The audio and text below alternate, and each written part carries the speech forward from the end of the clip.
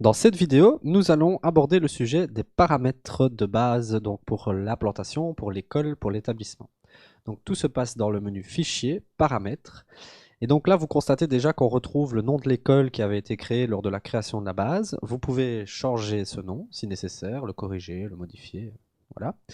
Et puis vous avez toute une série de choses comme l'adresse de l'école, le site internet, le nom de la direction, le nom du conseil en prévention ici, ainsi qu'un logo, on va en reparler juste après, que vous pouvez paramétrer et spécifier ici. Alors il faut le faire puisque ce sont des informations qui vont apparaître sur les rapports et à différents endroits dans le logiciel, donc c'est important de renseigner toutes ces informations.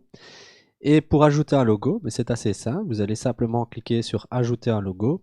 Et vous voyez qu'ici, je vais prendre, pour le tutoriel, le logo du CEGEC.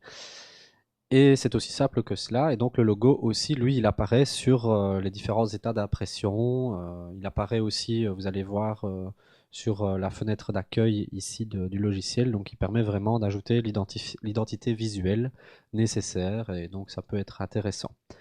Dernière chose, donc dans les paramètres, vous avez ici aussi le paramétrage des répertoires, des fichiers pour le code BET et autres. Donc ce sont des fichiers en fait qui sont disponibles via l'onglet outils, ici en haut. Et donc c'est ici que vous allez spécifier l'accès, le chemin d'accès à votre PDF, donc avec le code du bien-être au travail, également les livres 1, 2 et 3 du RGIE. Donc voilà où vous pouvez spécifier ces chemins d'accès et si nécessaire les modifier par la suite.